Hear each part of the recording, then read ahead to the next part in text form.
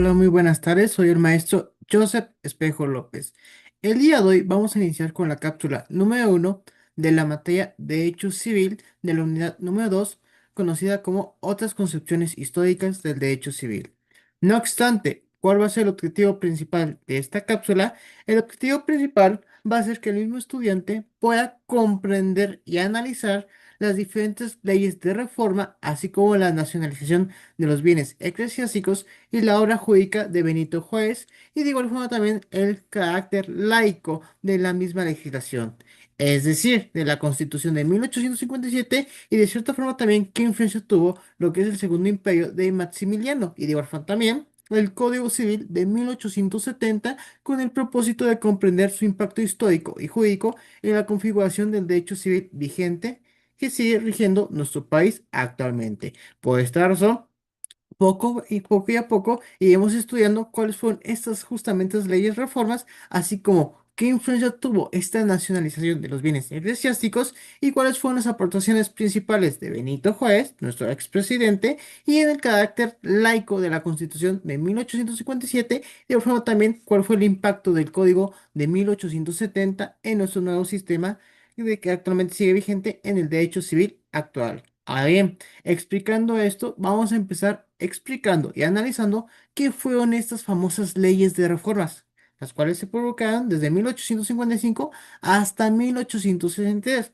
Es decir, estas leyes de reformas principalmente fueron un conjunto de disposiciones legales, las cuales se promulgaron en este contexto, en este tiempo histórico, la cual tenía su objetivo directamente separar a la Iglesia del Estado mexicano. ¿Por qué? Porque recordemos que anteriormente, lo que es la Iglesia Católica, tenía gran influencia directamente en lo que es en asuntos del gobierno. Como tal, no había como tal una separación, de lo que es el derecho canónico directamente con los asuntos del gobierno. Por esa razón, estas reformas fueron impulsadas en ese sentido, es decir, básicamente reducir el poder del clero y reforzar lo que es la soberanía constitucional de nuestro país. Es decir, de esta forma se motivó lo que es la nacionalización de los bienes eclesiásticos y de cierta forma también modernizar a nuestro país para que fuera un estado más garantista de derechos humanos. Es decir, cuando nosotros nos referamos a la nacionalización de los bienes eclesiásticos, básicamente fue la reforma legal propuesta principalmente por nuestro expresidente Benito Juárez en 1859, la cual principalmente nos establecía que por primera vez, por ejemplo, aquellos templos que tenía en su posesión la Iglesia Católica y que posiblemente no los utilizaba para poder dedicarlos a un culto, en este caso a su religión, o posiblemente los conventos, los monasterios, las casas, los terrenos urbanos que no utilizaban, todos esos bienes de repente, gracias a esta reforma que propuso nuestro presidente, expresidente Benito Juárez, ya se los quitaban directamente a la iglesia y pasaban a ser directamente del gobierno. ¿Por qué o cuál fue el motivo principal? Recordemos que lamentablemente nuestro país venía de una serie de guerras y guerrillas internas, por lo tanto había mucha desestabilidad tanto económica, social y política. Es decir, existía una crisis económica muy grande dentro de nuestro país. Por esa razón fue fundamental poder encontrar una solución a este tipo de cuestiones. La opción que en este caso propuso nuestro expresidente Benito Juárez fue, ¿sabes qué?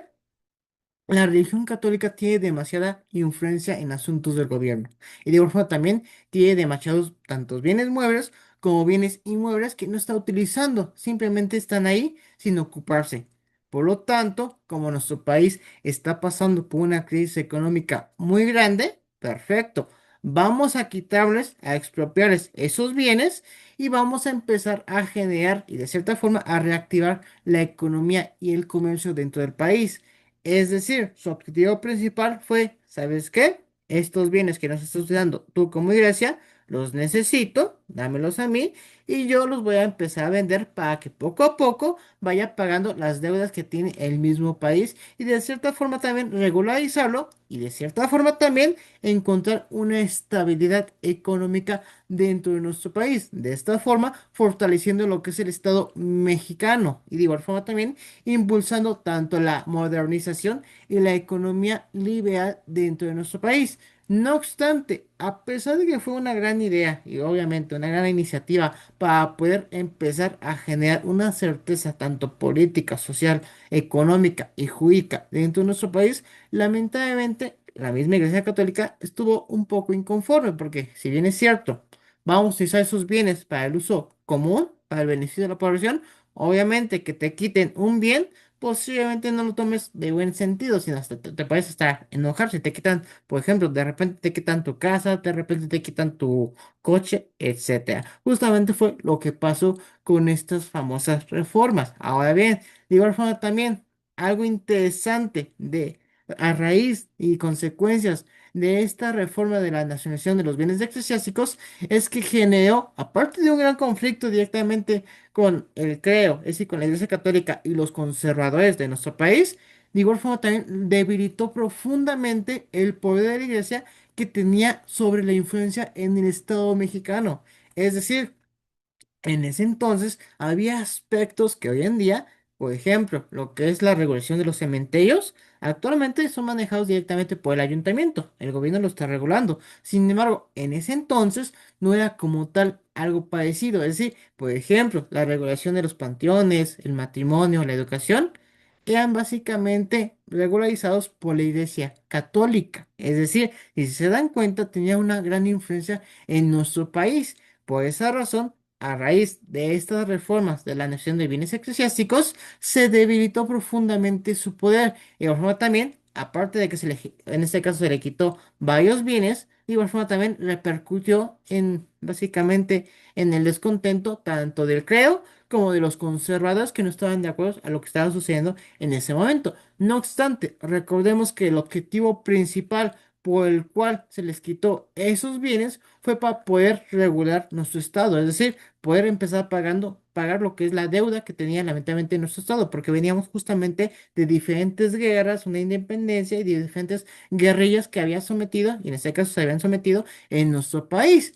Es decir, de esta forma podemos empezar a ocasionar y propiciar un estado un poquito más estable. Y no solamente eso, a raíz justamente de estas reformas propuestas por nuestro expresidente Benito Juárez, estamos encaminados, y en este caso fueron encaminados, a un estado laico. Es decir, empezaron a establecer que, por ejemplo, ninguna religión puede influir directamente en decisiones del Estado, en decisiones del gobierno, por ejemplo, ni en la administración de justicia, ni en funciones que, en este caso, tienen que ser atribuidas directamente al gobierno. No obstante, lo que sí se puede establecer en ese momento, y lo cual aún sigue vigente, que cada ciudadano, cada persona es libre de profesar la religión que él guste, obviamente sin dañar y perjudicar a un tercero. ¿Por qué es interesante este aspecto? Porque recordemos que anteriormente la única religión permitida a la religión católica. Por lo tanto, de cierta forma, podemos mencionar que el Estado de Derecho estaba un poquito delimitado. De esta forma, si bien es cierto, te voy a quitar a ti como religión católica ciertas facultades que ya no son tuyas, ya no te las puedes atribuir, sino van a ser atribuciones del mismo gobierno para generar una certeza jurídica. Aún así, voy a permitir que cada ciudadano de mi república tenga el derecho de profesar la religión que él quiera. Si quiere ser católica, está perfecto. Si quiere ser cristiano, musulmán, islámico, perfecto. Está en toda su libertad de profesar la religión que él guste, siempre y cuando no afecte a un tercero. Y eso fue lo interesante de este Estado laico, que en este caso fue gracias a las reformas de nuestro expresidente Benito Juárez. Y de igual forma también, gracias a estas reformas, podemos llegar y se constituyó lo que es la Constitución de 1857, la que justamente reformó estas ideas de un Estado totalmente laico y garantista de derechos humanos. Es decir, en este caso se reforzó la idea de constituirnos en una república totalmente representativa, democrática y federalista. Recordemos que después de la independencia de nuestro país en 1821, nacieron dos grandes corrientes, el centralismo y el federalismo. El federalismo nos establecía que se tenía que respetar básicamente la misma autonomía de cada estado para poder regular dentro de su territorio. De esta forma, de cierta forma, cada estado estaba en armonía y estaba de acuerdo en constituirse en una república totalmente democrática. Sin embargo, el centralismo nos establecía, sabes que no, hay que reforzar lo que es el poder del gobierno. En este caso, hay que centrar el poder y evitar, en este caso casi nulificar, que cada estado pueda ser básicamente autónomo para poder regular dentro de su estado. Es decir, concentramos todo el poder, algo que lamentablemente generó bastantes conflictos dentro de nuestro país, porque cuando, por ejemplo, algo que hemos visto a lo largo de la historia, cuando se concentra el poder, lamentablemente hay muchas anomalías, no satisface las necesidades de la misma sociedad y obviamente hay muchas violaciones tanto a derechos humanos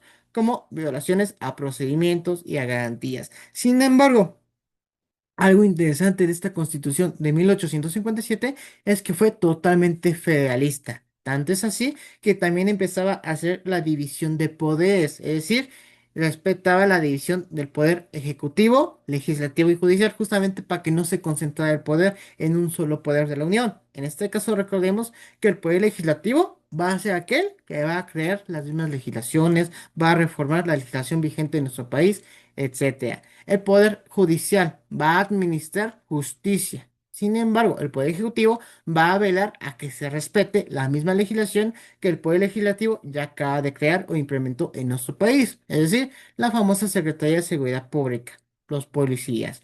Así, de esta forma, evitamos la concentración del poder. Aquí lo interesante es que desde esta Constitución de 1857 ya se empezó a respetar justamente esta división de poderes para evitar la concentración del poder y de esta forma poder respetar lo que es una república totalmente tanto democrática como federalista. Y no solamente eso, sino también a raíz de esta constitución de 1857 se reforma la idea de reconocer tanto derechos y libertades del gobierno, en este caso como la libertad de expresión, de prensa, de libertad de reunión, de derecho de petición, etcétera.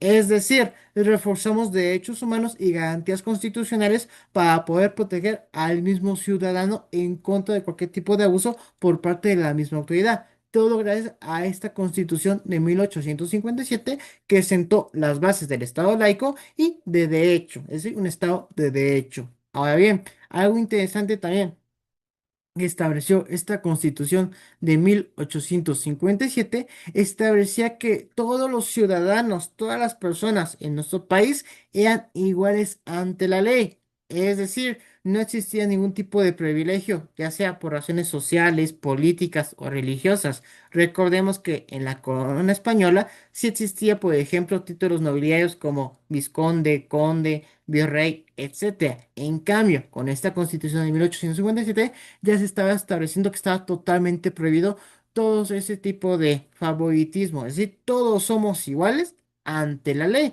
Y por ejemplo, también limitó el poder de la iglesia con la eliminación, en este caso, del fuero eclesiástico. Ya no se le podía dar como tal un privilegio a la iglesia simplemente por ser justamente una iglesia. En este caso, se tenía que respetar lo que es la igualdad ante todos los ciudadanos que se encontraban directamente, o en este caso, dentro de nuestra misma república. Y por ejemplo, también se empezó a establecer que, por ejemplo, el matrimonio, una facultad que había estado utilizando y regulado lo que es la Iglesia Católica, ¿sabes qué? Ya no. A partir de este momento, justamente con las reformas que propuso nuestro expresidente Benito Juárez y también a raíz de esta Constitución de 1857, ¿sabes qué? Lo que es la figura jurídica de matrimonio ya no la vas a regular tú como Iglesia Católica. En este caso, lo vamos a regular nosotros como gobierno. Tanto es así que empieza a sonar y a establecerse lo que es el matrimonio civil. Y no solamente eso, también, por ejemplo, los cementerios. Los cementerios eran regulados directamente por la Iglesia Católica, por eso se dice que tenía mucha influencia en asuntos de gobierno. Sin embargo, a raíz justamente con esta Constitución de 1827, ¿sabes qué? Ya no, la regulación tanto del matrimonio como de los cementerios ya van a estar a cargo directamente del gobierno. Y de igual forma también la educación. Antes la educación era administrada de igual forma también por la Iglesia Católica, ahora ya no. Tanto es así que, por ejemplo, si nos vamos a, a nuestra constitución política de los Estados Unidos mexicanos de 1917, que aún sigue vigente en nuestro país, justamente respeta este concepto, esta idea jurídica, que la educación tiene que ser totalmente laica, gratuita y accesible para todas las personas. Es decir, cuando nosotros hablamos de una educación laica, es que absolutamente ninguna religión puede influir directamente en la educación y tampoco ningún tipo de partido político. Es decir, una educación totalmente limpia. Limpia, perdón, y de igual forma también gratuita, es decir, no están permitidas ningún tipo de cobro, en este caso por parte de alguna escuela pública y accesible para todas las personas, es decir, no te pueden discriminar, ya sea por tu género, raza, condición, etcétera. Por ningún motivo te pueden discriminar para que tú puedas acceder, en este caso, a una educación totalmente pública, laica y gratuita. Y todo fue gracias a esta constitución. No obstante, algo interesante que hemos estado analizando a lo largo de toda esta materia es que a veces justamente vamos avanzando hacia un estado de derecho, pero por qué razón volvemos a retroceder. En este caso, se acordarán que tuvimos un primer imperio, el famoso imperio de Iturbide. Sin embargo, aquí, aunque suene un poco irónico, no fue el primer imperio, en este caso, el único imperio que se intentó instaurar en nuestro país. También hubo un segundo intento de imperio con Fernando Maximiliano de Habsburgo, el cual trató de proclamarse el emperador de nuestro país. Sin embargo, gracias al presidente, al expresidente Benito Juárez, no se logró. Es decir, recordemos que en este caso los conservadores mexicanos aún querían instaurar un gobierno monárquico. No obstante, la sociedad mexicana ya estaba cansada de los abusos por parte de este tipo de sistemas. Por lo tanto, justo bajo el resguardo de Benito Juárez, no se logró como tal, en este caso, desarrollar dicho imperio. Y tanto fue que, por ejemplo, en 1867, Maximiliano de Hamburgo fue capturado y fue mandado a fusilar en Querétaro, porque volvemos justamente a lo mismo. En la sociedad mexicana venía justamente de una conquista española en 1521 y a través de diferentes tipos de guerras, como la independencia de nuestro país, él ya no iba a optar otra vez, ¿sabes qué? Pasamos de una corona española a otra vez ser sometidos por un imperio, ¿sabes qué? Ya no va a ser posible. ¿Por qué? Porque ya somos una república totalmente independiente. No podemos seguir con este tipo de mecanismos, este tipo de gobiernos totalmente arcaicos que obviamente no van a poder resolver las necesidades de nuestra sociedad y van a ocasionar obviamente violaciones a nuestros derechos humanos. Por lo tanto, este segundo intento de imperio, a pesar de que se trató de instalar desde 1864 hasta 1867, no tuvo ningún éxito, gracias a nuestro expresidente Benito Juárez. Ahora bien, ¿por qué les menciono todas estas figuras jurídicas, todos estos antecedentes históricos? Porque tuvieron un gran impacto justamente en la configuración del primer código civil moderno en nuestro país,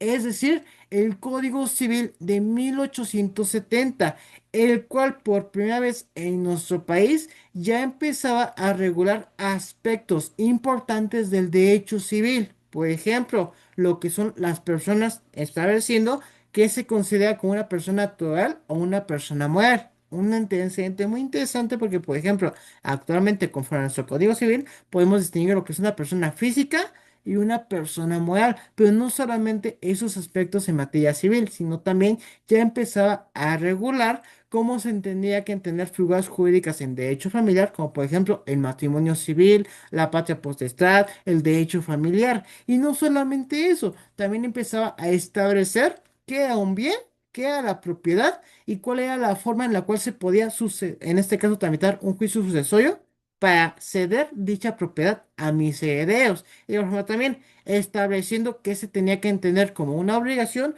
y un contrato, figuras jurídicas y procedimientos que a pesar que obviamente ha pasado el tiempo y obviamente han tenido sus características que han cambiado, sin embargo, como tal, su esencia aún sigue vigente justamente en nuestro Código Civil actual que sigue vigente en nuestro país.